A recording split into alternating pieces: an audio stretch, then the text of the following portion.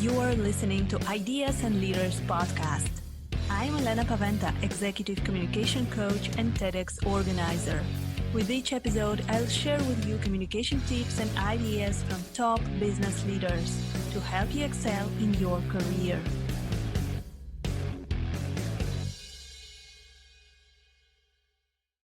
Hi, welcome to a new episode of Ideas and Leaders podcast. Today, my guest is Carmen Cordiviola, and she is really passionate about supporting women and empowering women into leadership. She's supporting women leaders to ignite their values. Carmen has a strong business background. She has 30 years of experience in international sales, and she's also a woman of many passions. She's doing a lot of interesting things. Among others, she's dancing tango. So I'm really happy to have Carmen today and to speak with her about confident female leadership. Hi, Carmen. It's great to have you here today. Hi, Elena. Thanks a lot for having me today. It's a huge honor to be here, and it's a big pleasure to be talking with you. Thank you. Thank you. Thank you for being here. So, we will speak today about the road to confident female leadership. And first, I wanted to ask you, Carmen, what is your story? Why did you decide to start supporting women leaders? My story. I was thinking about this because to talk about our story is a very, very common topic right now when you introduce yourself, when you promote your business, and we all start to talk about our story. We talk about our childhood, things that moved us when we were a child or a girl, and we talk about this until we finished studies or until we did something that changed our life. And this is something like a very fixed structure. And I was thinking that my story is actually what I'm doing right now. My story is until this moment, this minute before I jumped in to this Zoom call. My story is this dynamic thing that I'm continuously creating. And of course, there are things that are interesting for other people that don't know you to let them know. And I can share with you that I'm from Argentina. I grew up in Argentina. I was born and grew up in Argentina. I studied psychology. I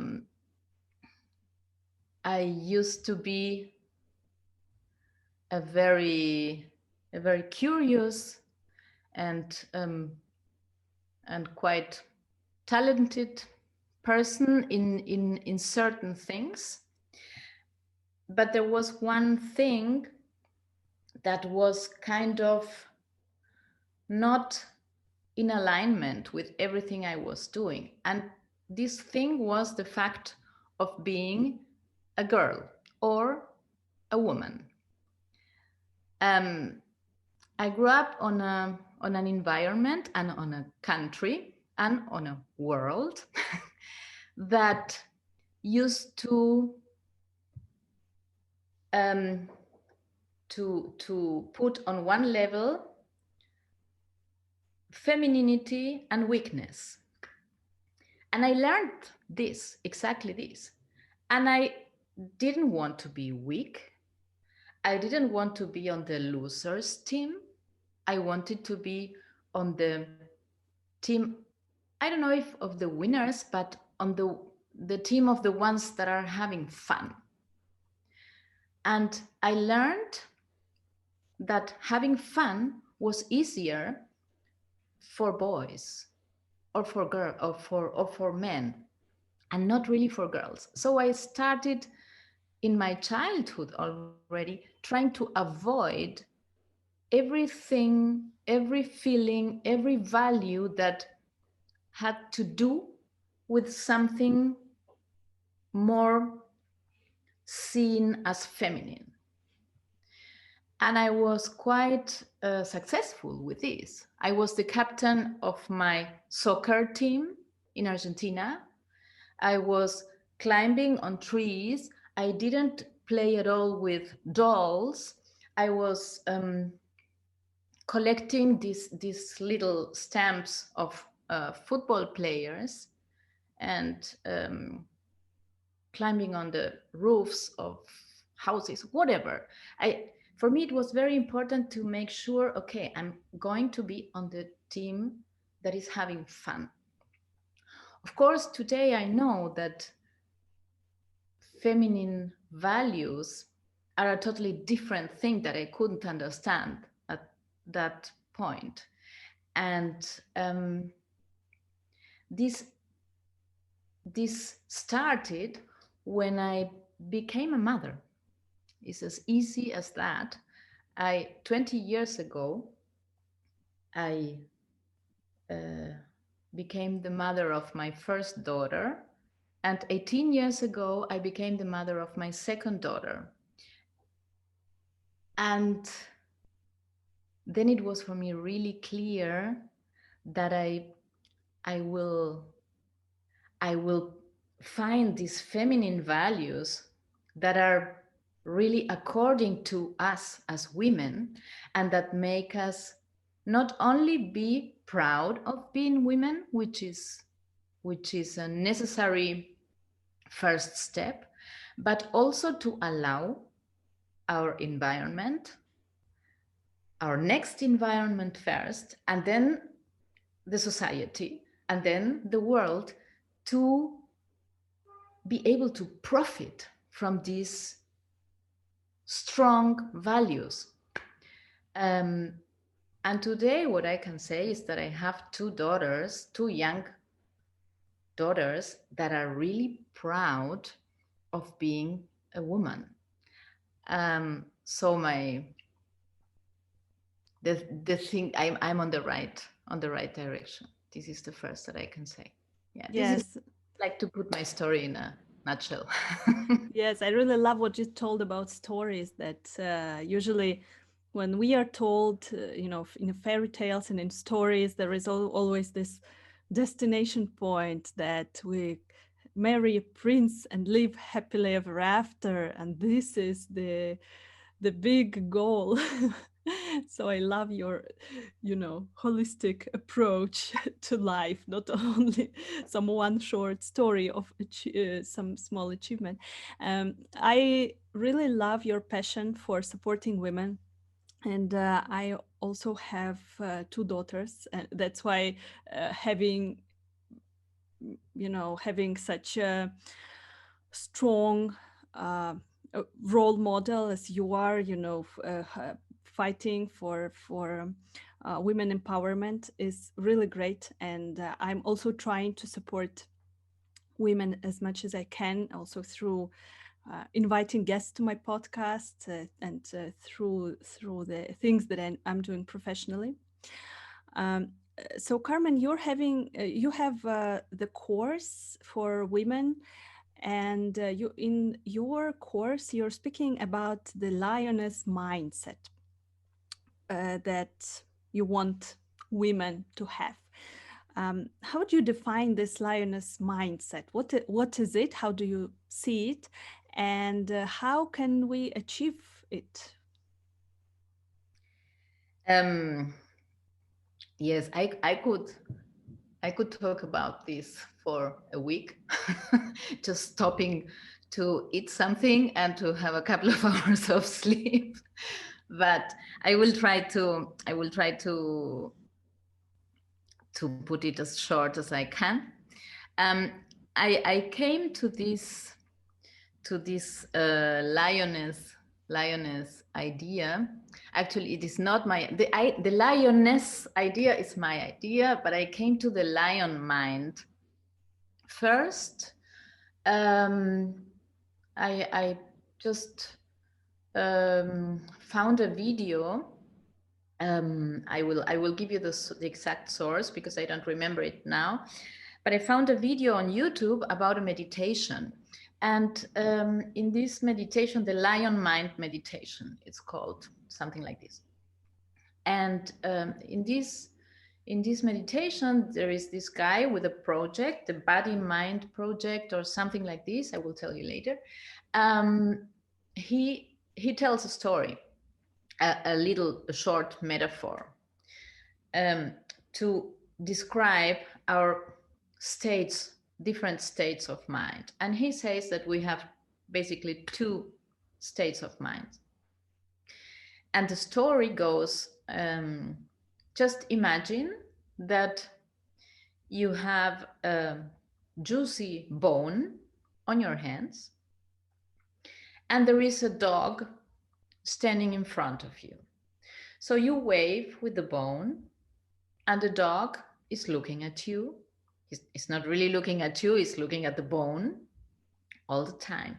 And you wave with the bone, and the dog goes like this. And then you throw the bone to the corner. What is the dog gonna do? What do you think? It depends how well the dog is trained. Okay, yes, but normally he will run after the bone. And he almost doesn't have any other chance because he is in his dog mind. He is looking at this bone all the time and he is running after each bone that you will throw at him. Now, the same situation. You are standing there with a juicy bone, and in front of you, you have a lion. In my case, you have a lioness, but let's go for the lion, the original story. The lion will look at you, waving with the bone. You throw the bone to the corner. The lion goes, the bone is there. And then his eyes come directly to you again. Why? Because you are the biggest bone collection. You are the whole bones collection. And you don't only have bones, you have a lot of meat.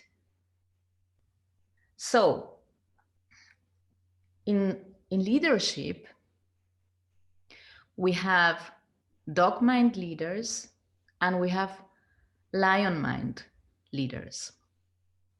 And for me, this was an inspiration. Not only this, I also have found a great mentor that is also using this metaphor with lion mind and dog mind. But for me, the important thing was also to put a lioness mind here, because a lioness will not only take care of the whole picture of this whole collection of bones and meat and very nurturing things, but she will also take care of her babies, of the beings that are depending on her. And she's totally conscious about this. So she knows that it's not only about her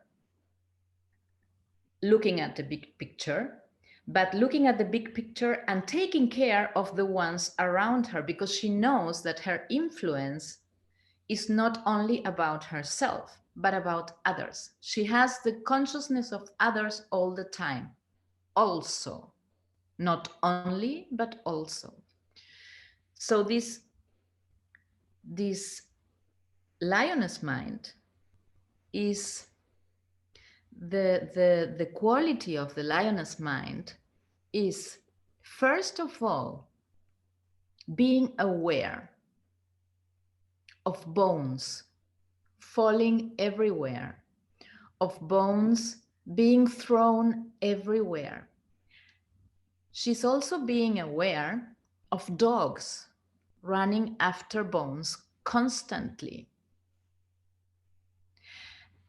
And she can put her attention in all these things happening, but not running all the time after bones.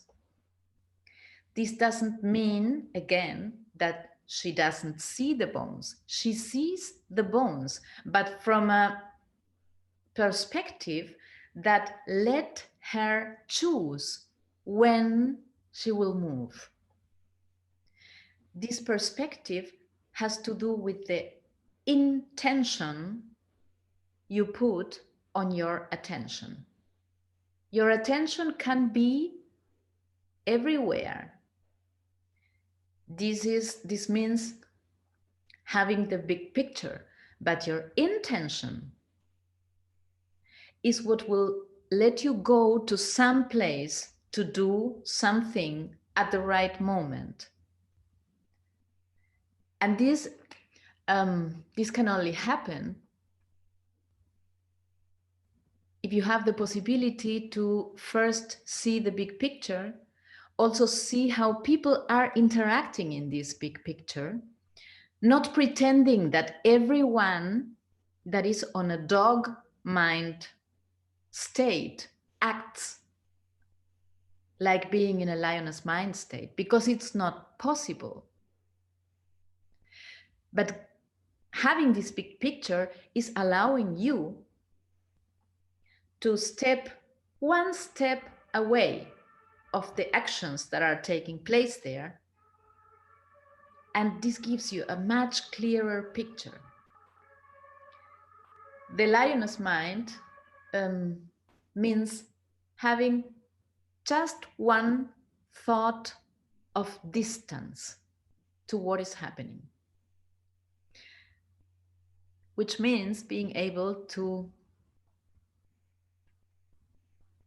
pay attention to your own thoughts first. This would be like the first step. Mm-hmm, mm-hmm. So being intentional, seeing a big picture, and also being aware of your own thoughts. It sounds great.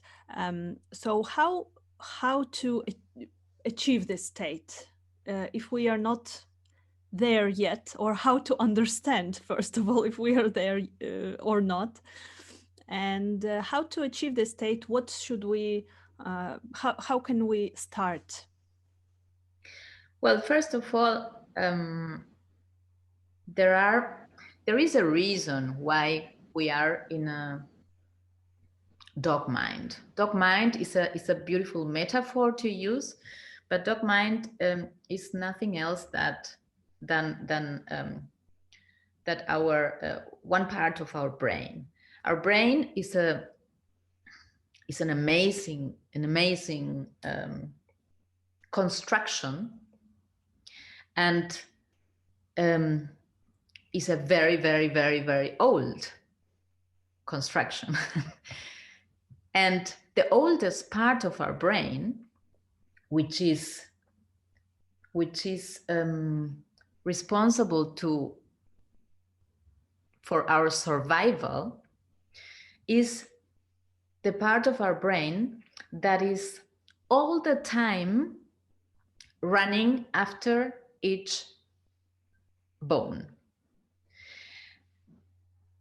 Why this? Because run after bones, or reacting all the time, let us be alert.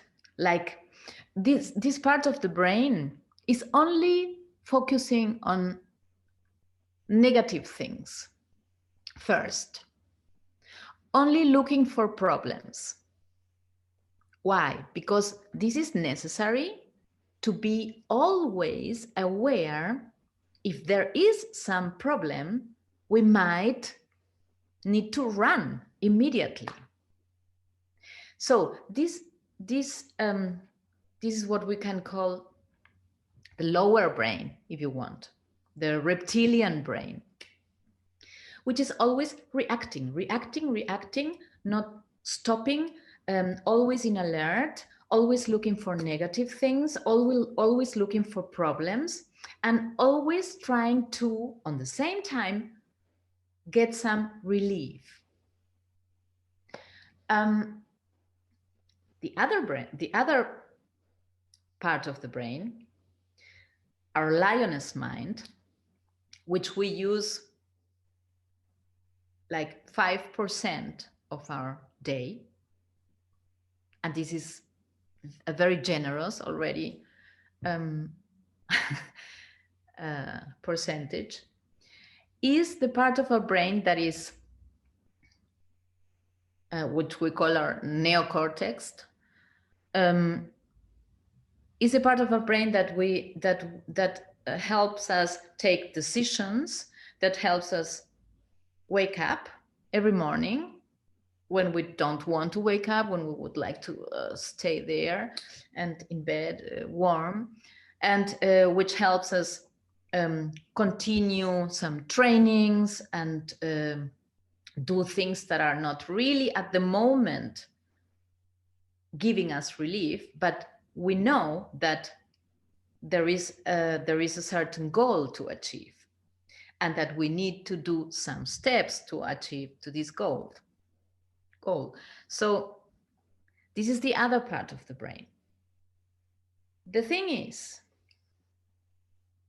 our lower brain has been building patterns since our childhood. And these patterns are being built to give us a certain safe structure. What does this mean? A safe structure means a structure that let us explain our experiences, our feelings, and the world, the reality we are living in. If I can explain it, I can understand it. So to continue being safe, I will try to reproduce these patterns again and again and again and again. So what happens if at some point we have some experience that we don't like, that makes us feel bad? Okay, then I will have to explain it. What is happening here? This happens to us, to all of us, without exception, at some point when we are babies or little children. We arrive to some situation which is uncomfortable, which is painful, which is hurtful. And we don't understand what is happening there. What we know is one thing. We are depending on our parents or the people, the adult people that are in charge of us. So there is one thing we never do. If this pain has something to do with these people, the first thing we do is to keep them as a security person, that because I depend on them, so I cannot make them responsible for my pain. So the best idea that I will have is make myself responsible, because then I can keep them as ideal, as the people that will get in charge, that will take care of me. So I did something wrong. I'm responsible for this pain. And then what I can think is, there are hundreds of things I can think about. Well, I was wrong. I didn't do this right. I wasn't good enough. I'm not worth it. This is why this happened to me, or I'm bad, or whatever. There are thoughts and thoughts and thoughts that we can construct here. Then at least I have an explanation. My world gets safe because I know the reason for this. I got it.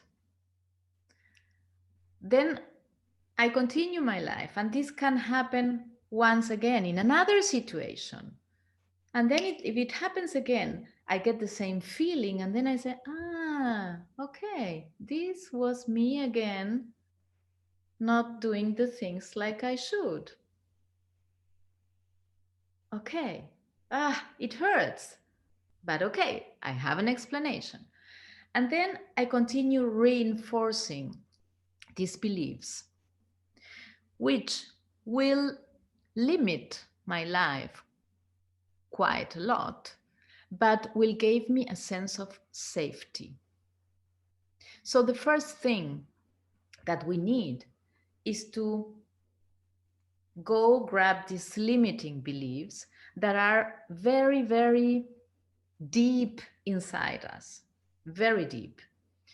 Now we are listening everywhere about limiting beliefs, and we can go on the internet and read about lots of methods of how to approach these limiting beliefs that we have.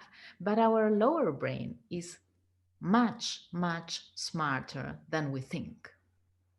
It's not that easy to go exactly to this point that is making us repeat the same old story all the time. We normally need help for this. Yes, and you're helping your clients with this, yes, to get out those limiting beliefs, to find them, and then to tackle them. Somehow, it is really hard to actually find those limiting beliefs within you, because you think that it is just part of you. It is just how it is supposed to be, the way you think about life, the way you think about other people, about money, about relationships, about anything. And you think that this is the way it is. I was at the training by Tony Robbins a few weeks ago, called Unleash the Power Within, and we were doing this exercise on finding limiting beliefs. And it is really intense to realize that some of the beliefs you have, it is just a fiction that you keep telling to yourself, just some story you keep telling to yourself. And it is quite a hard work to get rid of them, and indeed you need someone to guide you through it, to help you do this. So when you work with your clients, Carmen, and you help them to get out those to find those limiting beliefs and then to get rid of them, we still have some behavior patterns, some things we did before. And okay, I realized that some of my beliefs is wrong. I try to change it, but still I don't know how to move forward. So what is the next step usually? How to move forward? Elena, let me correct you with one thing. You don't get rid of these beliefs. You don't get rid of them because they will come again. But they will come again like, it's like if you have a fear Yes? Your fear is knocking your door.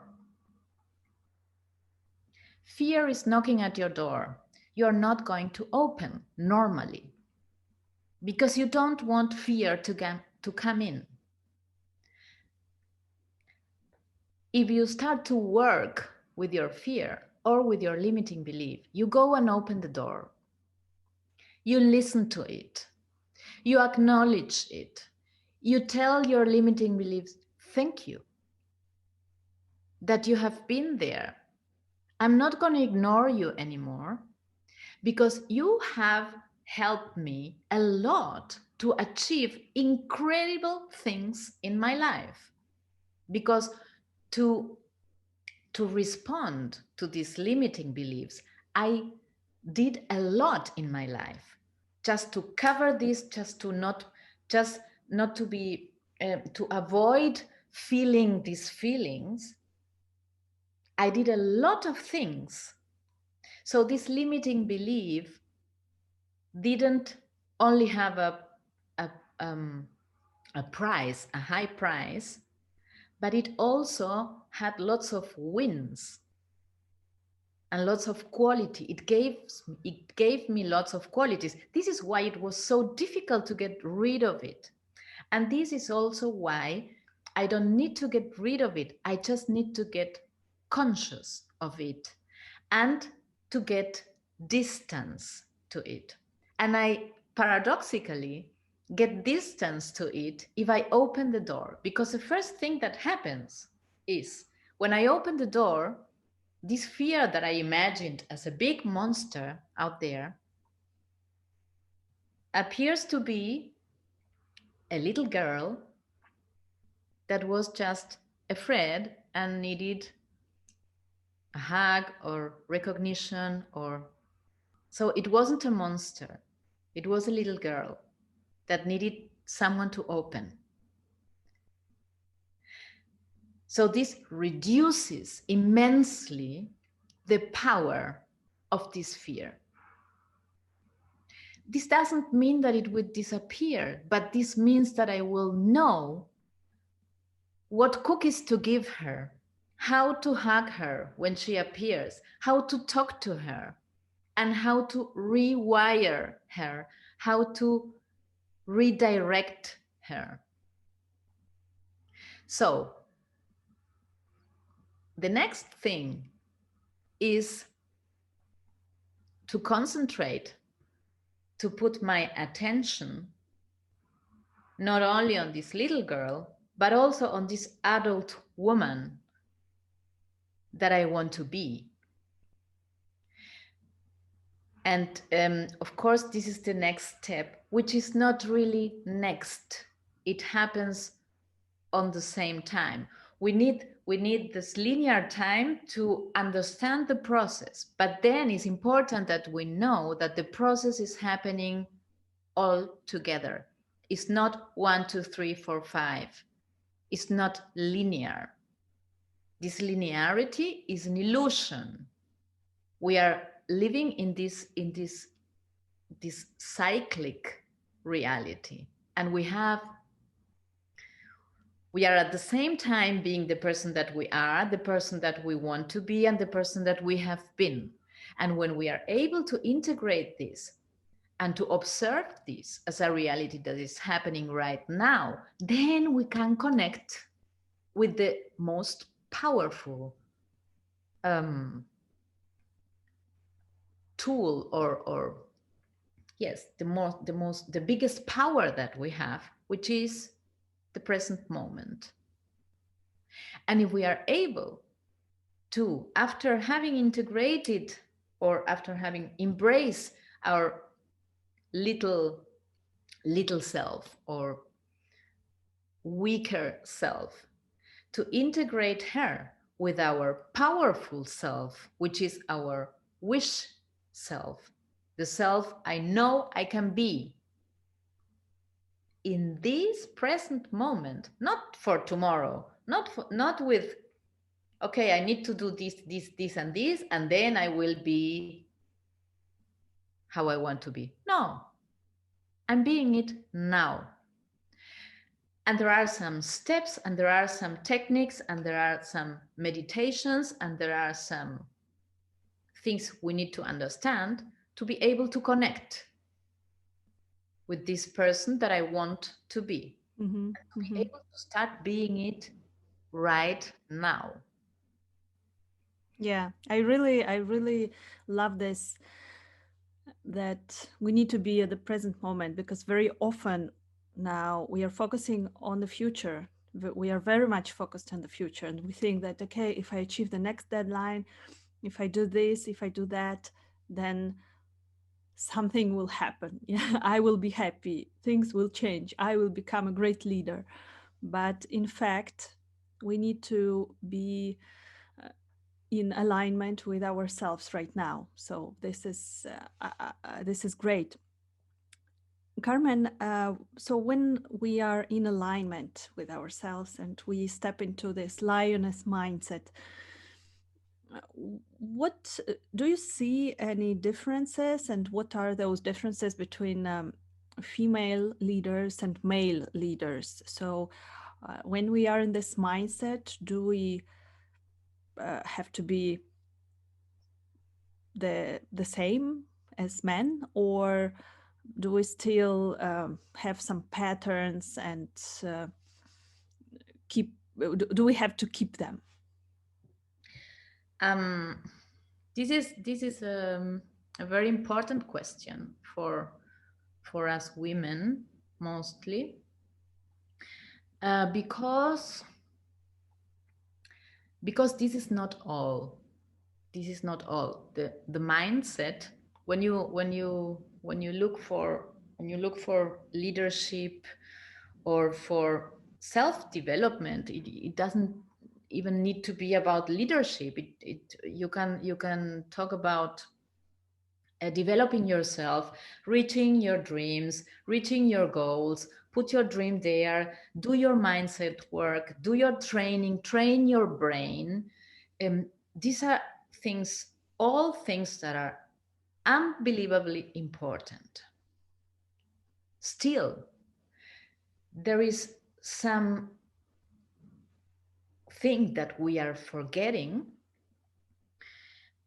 and it's not really integrated out there in almost no program or no um, no theory or no approach that I know. And this is to integrate our body, our female body, because for more than 5,000 years, our female body has been, or let me put it in other words, women have been separated from their body. This might sound woo-woo, esoteric, whatever, but it's a very, very tangible thing. It's very tangible. If you look at men in leadership, when they do free time things, when they meet, when they can do sports, they go like all the time, like having these poses, and like when you look at them sitting on a meeting, very, very graphic. Look at men sitting on a meeting. All their body is open normally. They put their arms like this lots of times. Their legs are open lots of times, like if they would show their sexual potence, if you want. Let's put it very, very direct. Look at women in meetings, in corporate.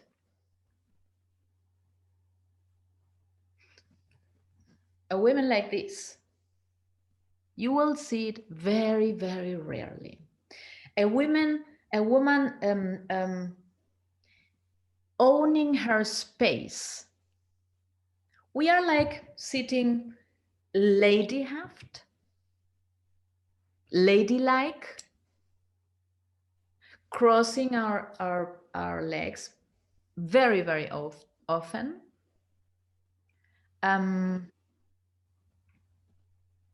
Lots of times putting our head like this, which makes us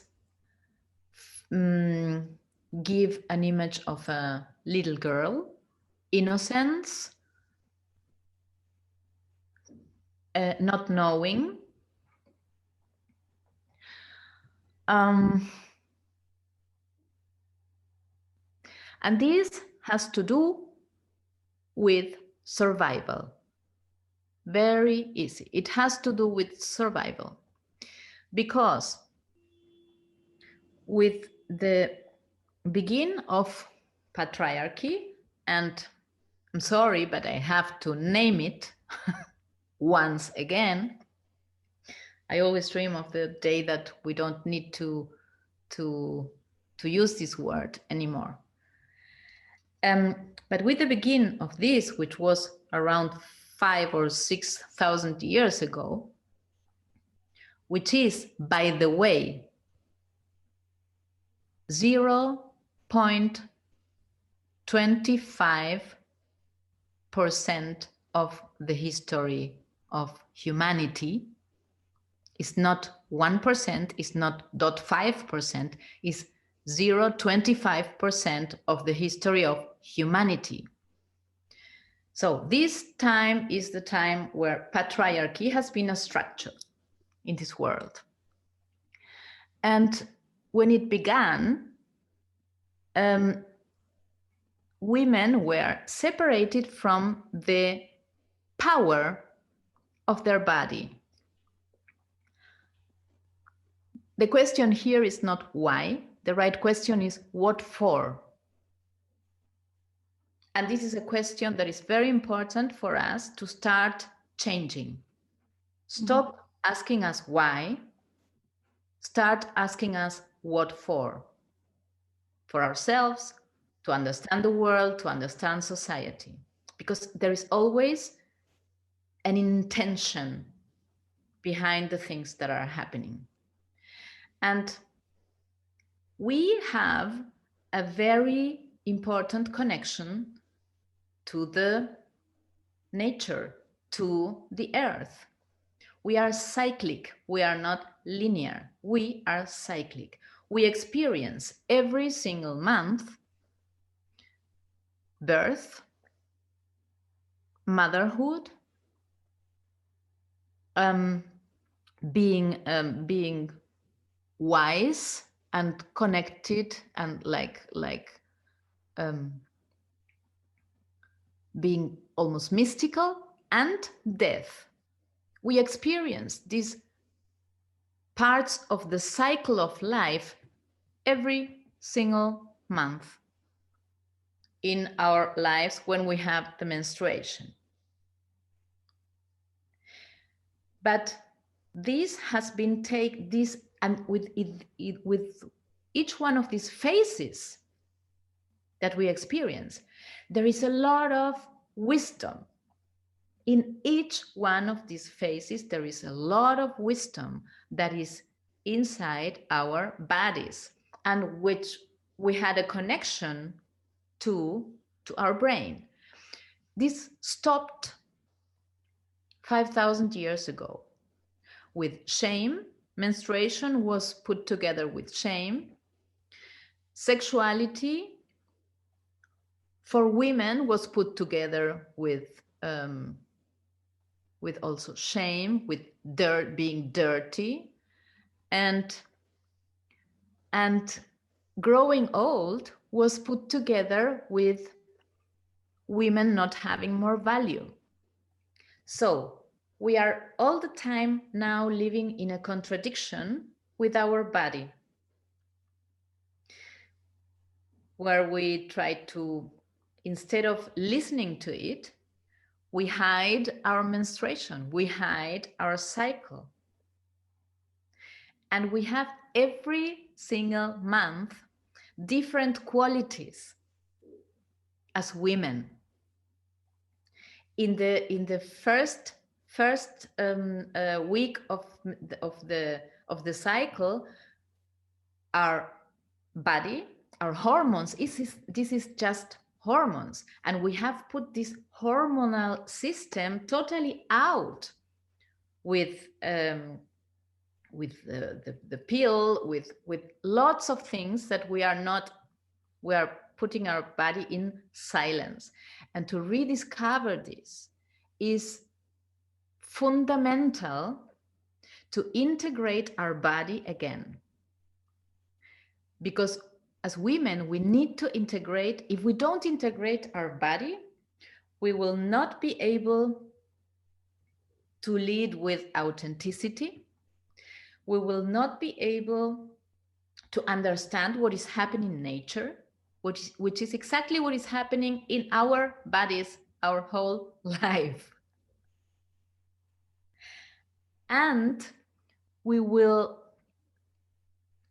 take this gift for our whole society, we will take it away from society.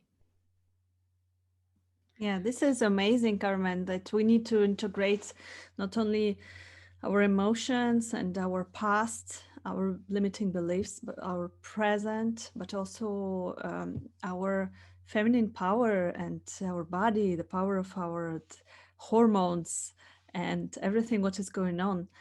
So realizing that we are actually different. And I see a lot of women in leadership who want to be as men. I read some books and interviews about strong women leaders, and I can see that the strong women leaders are portrayed as women who act like men. And when I read those interviews, it is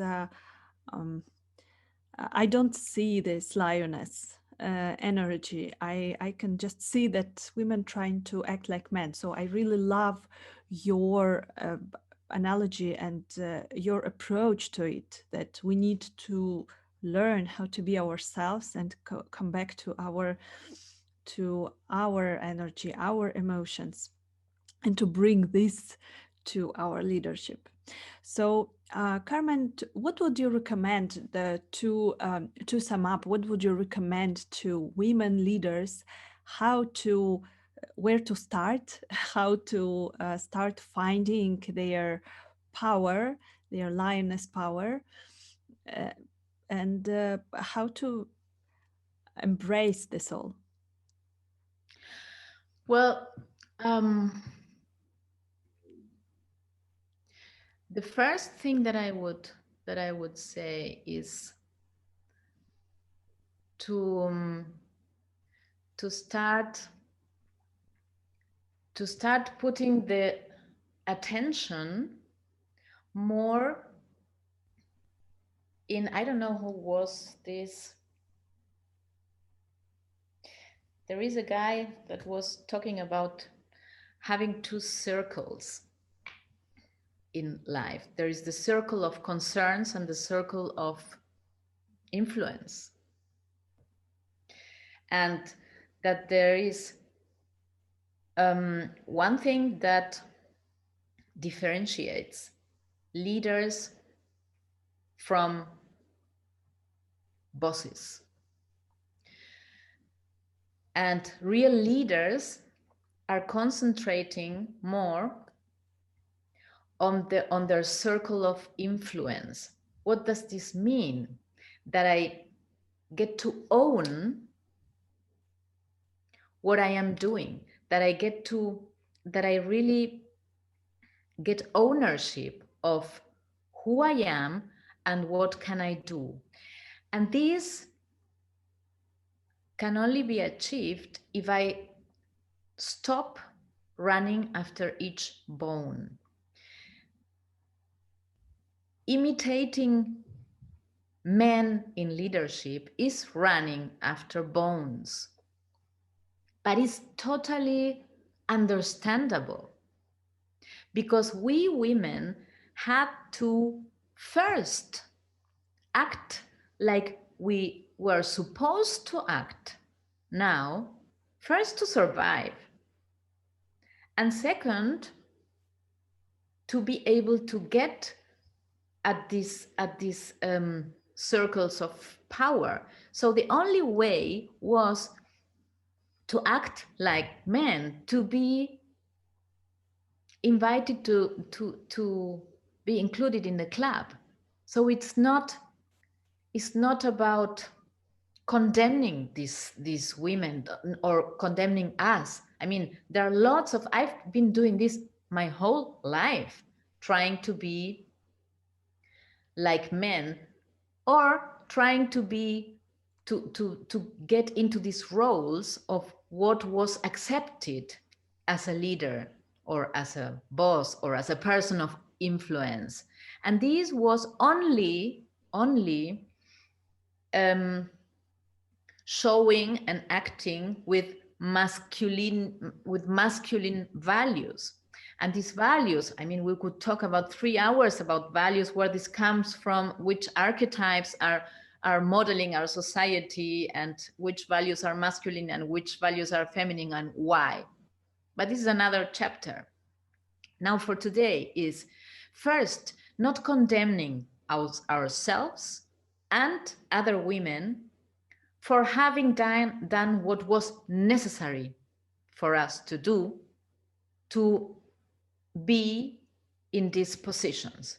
But being in these positions, if we are there, we have the possibility to influence and to connect to ourselves, to start listening to our body,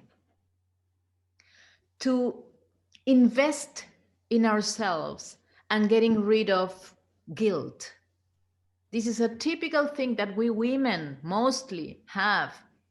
Oh, spending money on myself. Well, I have my children, I have my husband, I have my, and this is giving away my power. Hey husband, here's my power. Hey boss, here's my power. Hey team, here's my power. Hey children, here's my power. No, we need to own our power, because this is what will help the whole environment around me. If I deny my power and just give it away, the other people don't know how to use it.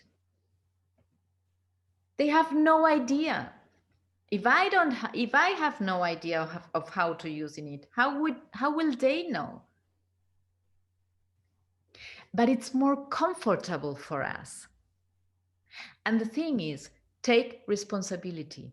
Get out of this victim place we are still supposed to be in. I mean, I talk about patriarchy to be able to have the tools to analyze this situation, not to blame patriarchy. Because I know that I have the possibility to change certain things with certain tools, with certain training.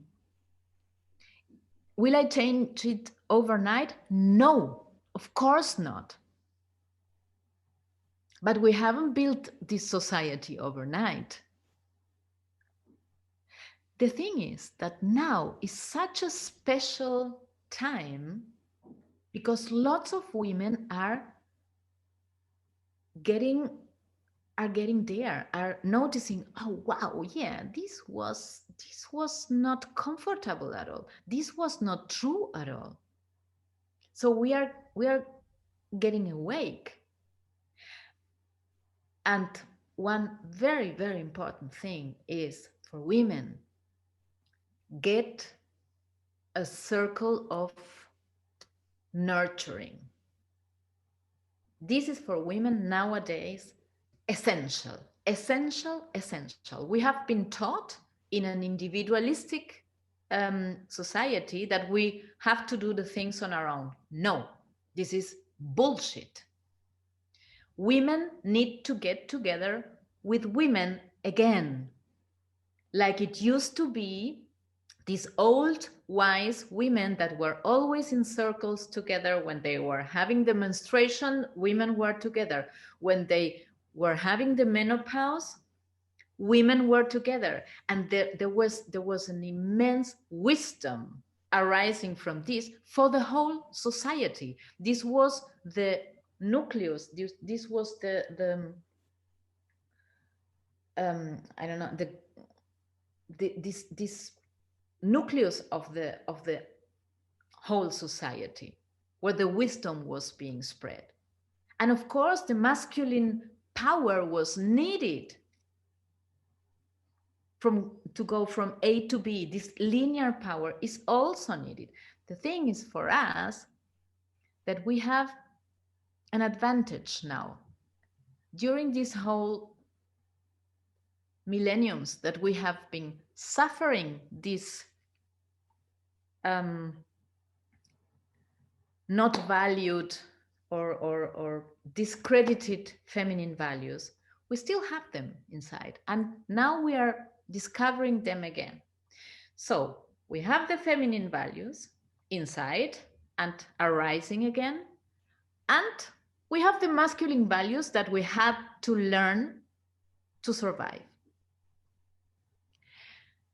This is why it's not a casualty that the Dalai Lama said a couple of years ago, women will save the world. Because we have the possibility to integrate masculine and feminine values. For men, they have feminine values also, but they are not allowed to use them. They are not allowed to identify with them.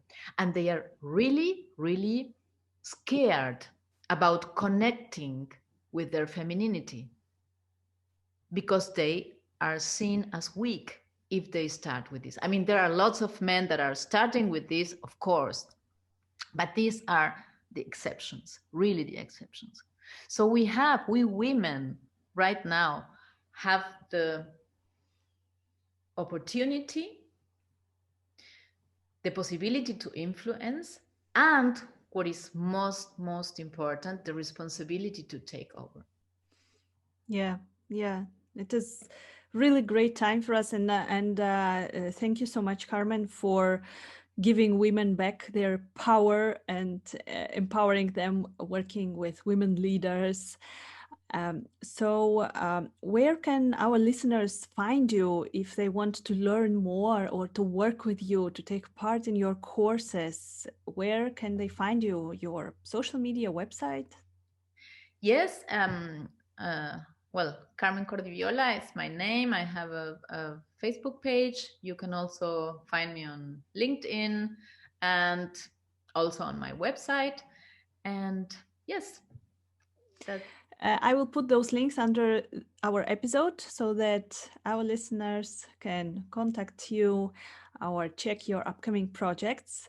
Thank you very much, Carmen, for sharing your wisdom with us today.